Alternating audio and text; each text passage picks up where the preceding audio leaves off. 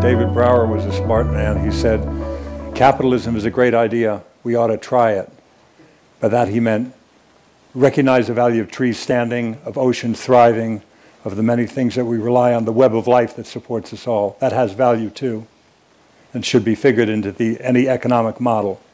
I think in all this, the biggest problem is this idea in human mind that every other life is here to serve us. That idea needs to go. This is a religious idea which has gotten into everybody's heads. I've lived in jungles. I see reptiles, ants, grasshoppers, bees, elephants, they have a full-fledged life of their own, complete life of their own. And how come we think we are the only life that's worthwhile here? This is a wrong idea that's gone into human head. Every other life is here to serve us. This needs to go. For our own well-being, we can't lose those species. It's like how many rivets can you lose from an airplane before it ceases to fly? For our own well-being, for our own survival, we need that web of life to live. If we lose the bees, the pollinators, we know what that will do to our food supply. We've seen what the loss of trees has done around the world. We need all those many species. They keep us all aloft, they keep us all thriving. Some of the studies show that if all the worms disappear right now, all life on the planet will disappear in 18 months' time. If all the insects disappear, in 3.5 to 4 years' time, all life will disappear. But if all of us disappear, the planet will flourish. So we must know what is the significance of our life with theirs. All this should be figured into economic models, as you wisely did with the Rally for Rivers. You went and involved the economic agencies and what have you. Because when you look at the cost of this home, for instance, people normally look at the cost of the home as labor and materials. That's the cost. What's the cost of running the home? The cost of running this home over its long life, it's built out of steel, will be a fraction of what it would be with a normal home. So the cost of the home, to look at just the cost of labor and materials, that's like looking at an iceberg, just the piece above the waterline. The piece below the waterline is huge. That's the cost of running the home, and there's an economic case to be made for that, I think. Yes, it should be. Right now, the way we are running our homes, our commercial establishment, our cities, in my opinion, tell me if I'm wrong, I think it's 70% just waste. With 30% we could do pretty well. Just maybe we have to walk a little more, we have to do a few more things, and we would be much healthier and fitter by doing those things. We don't have to simply walk on the treadmill, we could walk on the street. If people came from another planet, could you explain that to them, where you get in your car and you drive to the gym, and when you get to the gym, you get on a bicycle? Would you be able to explain that to somebody? It's nothing if not amusing.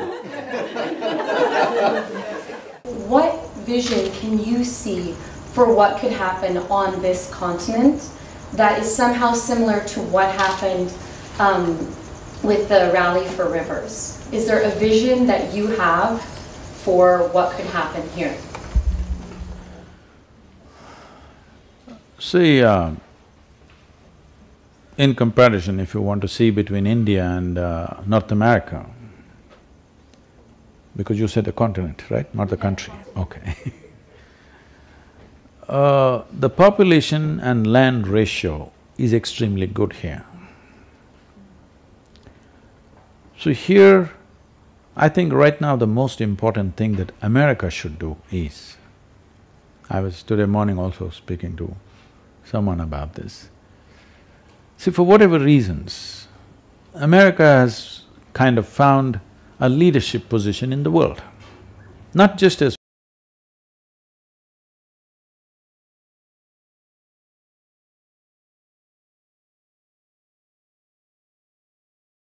in China, in any part of Asia or Africa. If you look at people, you stand on a main street and look at people below their knees, they're all wearing blue denims, 50% of the people at least. So if America wears blue-colored clothes, everybody is wearing blue-colored clothes. If you put a hole in your trousers, everybody's putting a hole in the trousers. Not worn down, they're putting a hole. Even a kindergarten child knows this machine runs on oxygen and expels carbon dioxide. But if you pump carbon dioxide into your bottle and say this is the real thing, the whole damn world is drinking it. Okay? So, there is a leadership position. It doesn't matter what you do the right thing or the wrong thing, somewhere the world is following. So you must do the right thing now. This is your responsibility because you have a leadership position. If you do the right things, the world will do the same things. Very easily it can be done. So, one reason I'm spending a certain amount of time in America is, right now in America everybody is drinking alcohol, whole world is trying to drink alcohol. So for example, in India 25 years ago, not even 6 to 7% of the people consumed alcohol. Today, nearly 60% of the people are consuming alcohol in a matter of 25 years because they think it is modern, it is fashionable. If they don't drink, they're left out of life. And the drugs are also coming in equal proportions.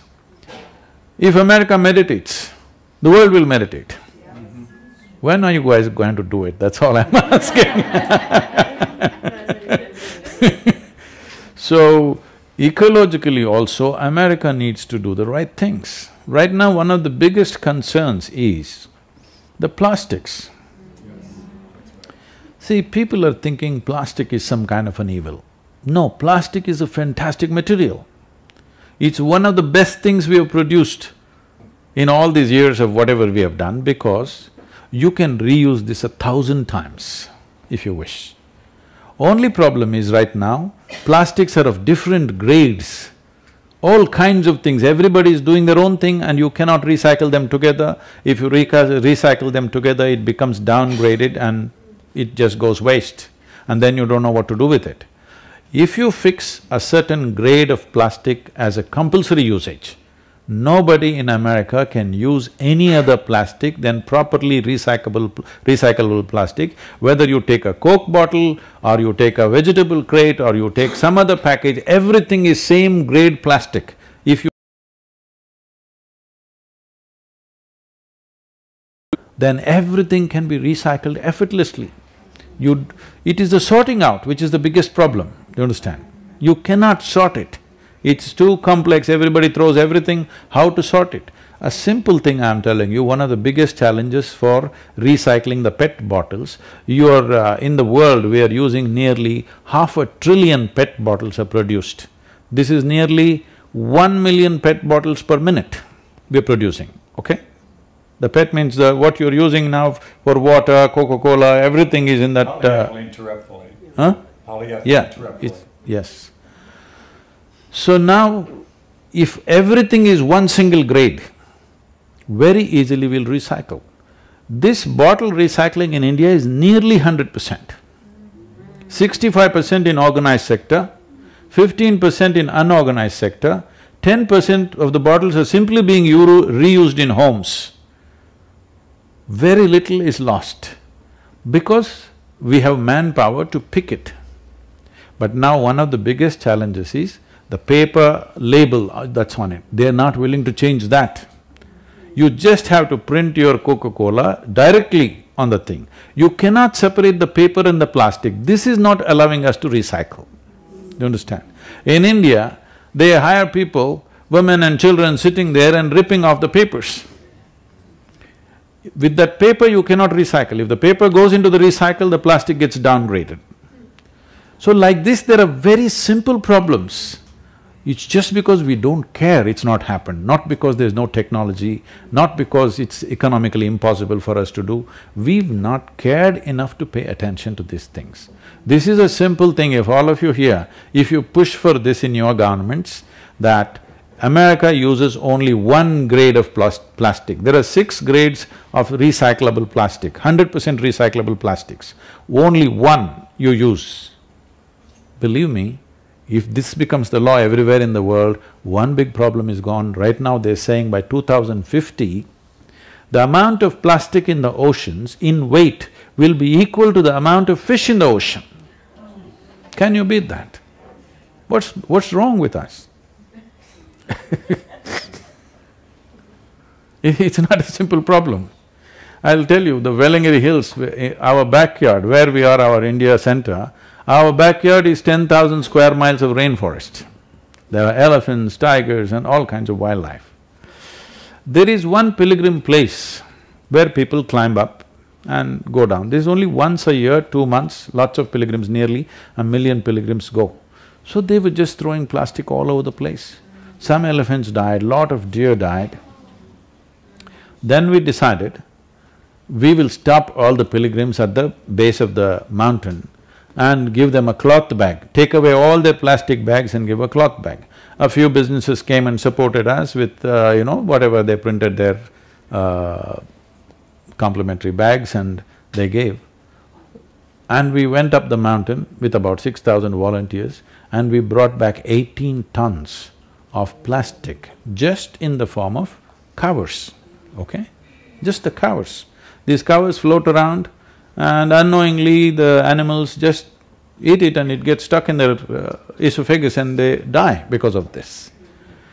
So this we stopped by just putting a cloth bag. What does it cost us? Nothing, okay? It costs us really nothing. Just a few handful of small businesses come together and sponsor these bags and it's a done thing.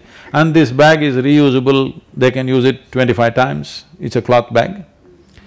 So these are all simple solutions, it's not some great technology is needed, just attention is needed, human attention is missing.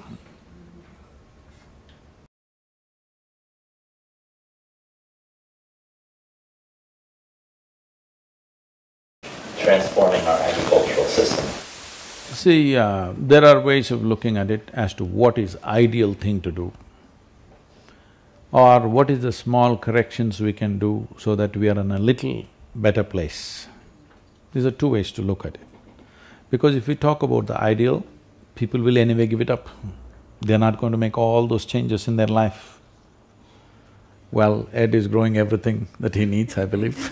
To some extent, not everybody can do that, somebody is living on the 20th floor. So, one thing is the usage of pesticide and this, I call them freaked out seeds. Not normal seeds, they're freaked. You take out the freaked out seeds and reduce the usage of pesticide and fertilizer. If not getting rid of it, at least let there be a law, in 10 years' time you can use only 50%, in 20 years' time you can use only 20%. This must happen. If you don't do this now, the worst thing that you're doing is, you're taking away the insect population. If you take away the insect population, believe me, there is nothing you can do on this planet. They're not small. They're small in size, but their role on making of this planet is very, very big. So, we've been spraying insecticides from airplanes. The most criminal thing we have done is this. From airplanes, we've just sprayed large scale, killing everything. This is chemical warfare, this is not agriculture. All this comes from that fundamental idea which I mentioned earlier, that we think we are the only life. Everything else is subservient to us. We can just mass murder everything and somehow have a con for ourselves. It's very conny. Now, the important thing is, this is not going to happen out of people's awareness. I don't believe that. There must be laws. Clearly we must set forth. From today, in 5 years' time, 25% of the insecticide that you're using per hectare must go down. In 10 years' time, I'm just saying off the cuff, the numbers can be arrived at for different crops. But for different crops at different levels, we must say it must go down like this and aim at 30 to 40 years' time, there should be no pesticide, no fertilizer, everybody must produce the necessary organic material to grow a crop. If you don't do this now, we may not all die, but we will suffer immensely due to variety of problems in our systems, physiological and psychological problems. Just see the number of problems we are going through. See, you take United States as an example, considered to be the most affluent country on the planet. Why does an individual human being seek affluence or a society seeks affluence?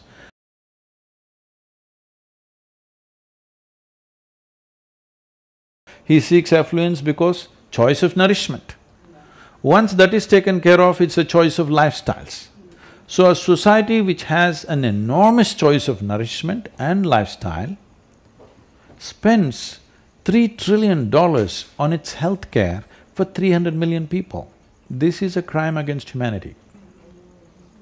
Because to be healthy, you need chemicals.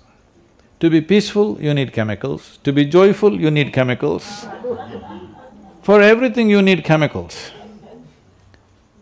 So, if this is not cut down, forget about the people who on the back street drugs they're doing, but what about the mainstream? Today, the pharmaceutical industry in the world is larger than food industry. Can you beat it? We're consuming more medicine than food. What's wrong with us? In this 60% of the consumption, I believe, is in United States. The wealthiest nation on the planet is not healthy because they don't know what to eat. Everything they eat, they've poisoned it themselves. Somewhere, one little farm, organic here, organic there, no, by law, it should be so. The time is over for that, where thinking people will do it consciously and it will happen. It has to be enforced. If it's not enforced, now it's going to be late, because the amount of human suffering we are causing with this is too much. Generations will pass like that.